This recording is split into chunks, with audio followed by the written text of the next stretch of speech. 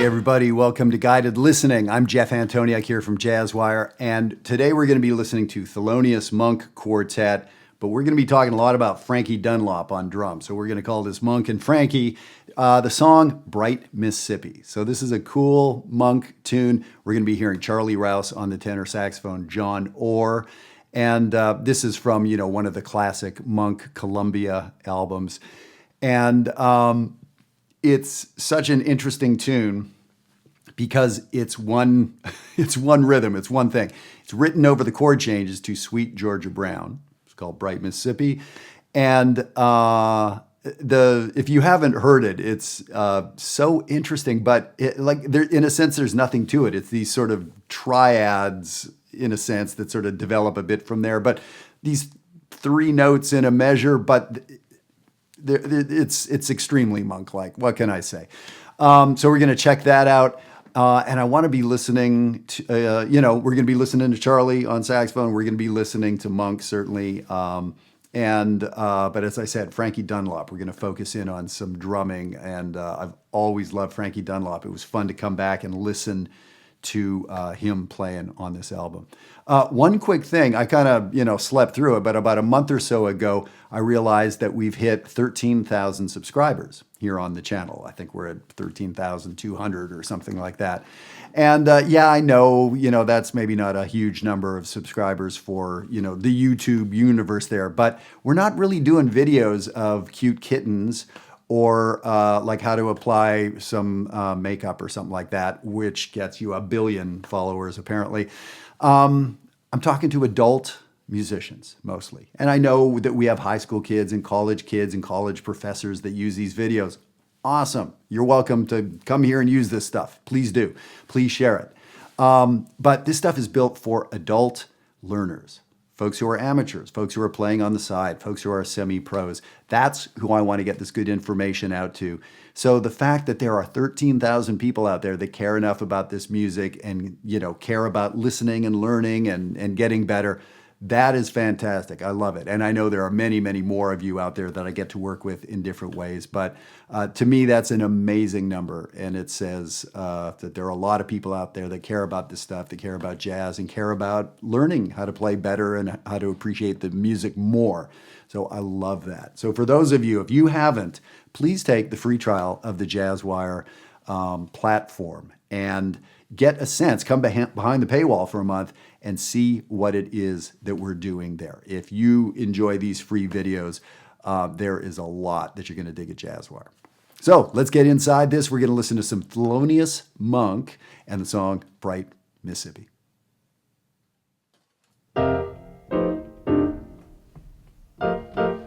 That's our little intro. So get used to that rhythm. You're going to hear a lot of it.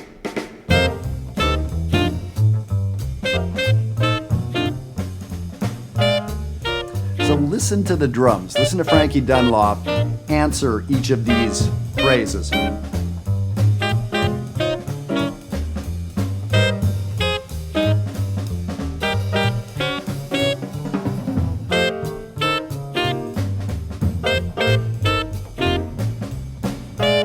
It is so swinging. Good gracious. And Frankie never leaves the ride cymbal, right? Everything's happening with his left hand snare drum. Every once in a while, some tom and the bass drum talking to the snare drum. So we're going to pay attention a lot to the drumming. But let's listen to Charlie Rouse a bit here. He plays a pretty long solo. And this song is a lot of dominant chords. Here's a major chord for 4, but back to dominant chords. And Charlie Rouse is finding some of those Monk kind of sounds. Lots of sharp 11s and lots of sort of angular playing. That line, that's a Charlie Rouse thing.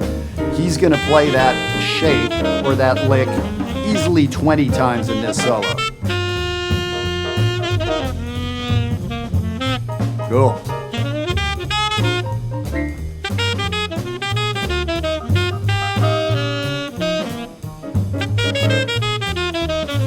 So let's listen to the bass for a second.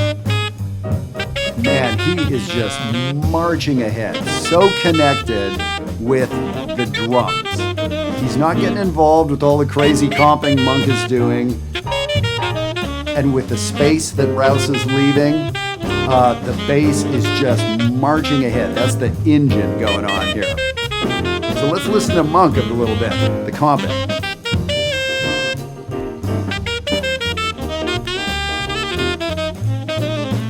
Do you get the sense that Monk is listening to Charlie Rouse and responding?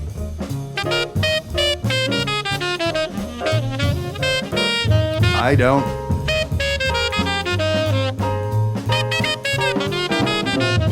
Monk seems to be playing cool, like often it's 4-measure ideas, sometimes 8, that kind of hangs on its own, but he's saying his own thing. He's off in the corner being Monk, underneath Rouse playing that solo. So, do I recommend that to a piano player to thoroughly ignore the soloist? Not necessarily, but when you get a couple geniuses in a room, that can work. So we're hearing all sorts of different textures from Monk. Lots of like really thick, splashy chords and clusters, really wide range. You know, that kind of stuff. Usually we comp closer in this little area of the piano. Monk's allowing himself all of that.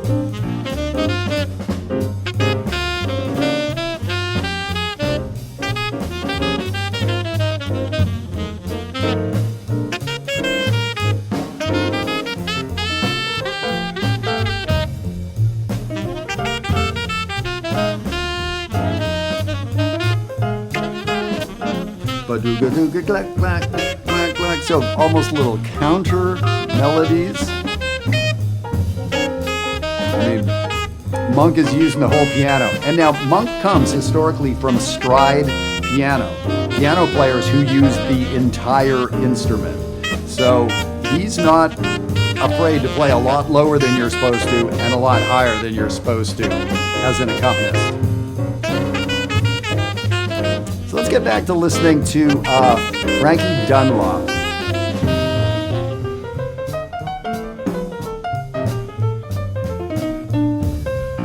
So one thing you're going to notice is Frankie accents 2 and 4 more than anybody. So, of course, the hi-hat is sort of clapping on 2 and 4, but there's going to be a lot of moments, dang, dang, ding, boom, where he lands on beat 4 or beat 2. Just be counting along. There, he did like 3 or 4 times. 1, 2, 4, 2, 4. Just right there. Just be thinking 2, 4, 2, 4, 2. Right there, boom, dang, dang, dang, dang, boom. It's a really big part of his style, and it's really funky. And of course, 2 and 4 are where we clap our hands, but the drums is supposed to move to 1. A 1, 2, 3, 4, ah. But right there,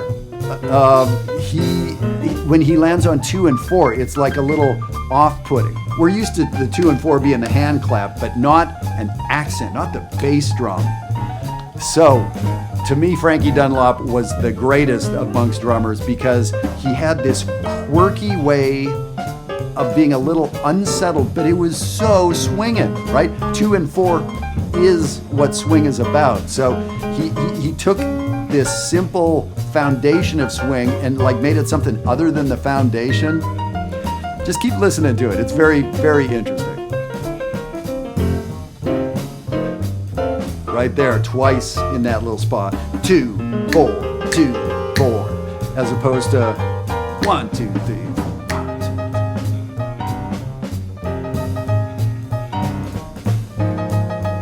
And those little fills he does,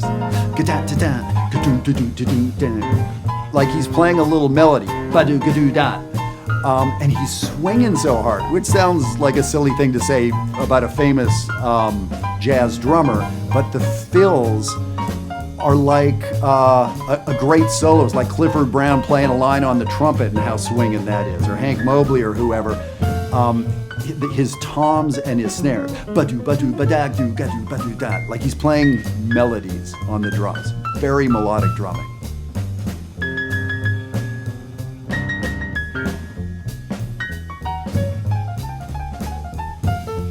And we hear the hi-hat on 2 and 4. And as I was listening earlier, I think I've talked over it all, but it's interesting that in Monk's solo, we hear Frankie Dunlop improvising with the hi-hat some. So I think a lot of us are used to, the old party line that the drums, the hi-hat goes on 2 and 4. It's the hand clapping. And sure, that's true, but even as early as the great bebop players, and Roy Haynes is a great example, started treating the hi-hat not just as this clap-along thing, but like that's an actual instrument. Max Roach, certainly, right? That there are things we can do with it. It's another voice. So it's kind of cool that to listen to drummers and notice how much they're using the hi-hat as the 2 and 4 instrument, or how little they do that if they're using it as part of the whole orchestra of the drums. And again with Frankie Dunlop's fills.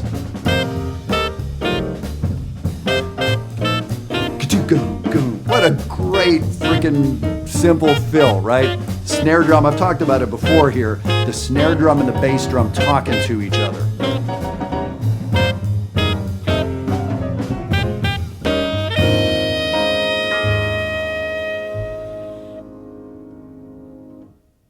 Cool.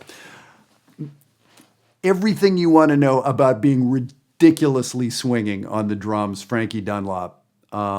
Yeah, and Monk had so many wonderful drummers that he played with and musicians. But to me, this band, because Monk's music usually wasn't super fast. I think a lot of people play Monk's music a little bit too fast sometimes.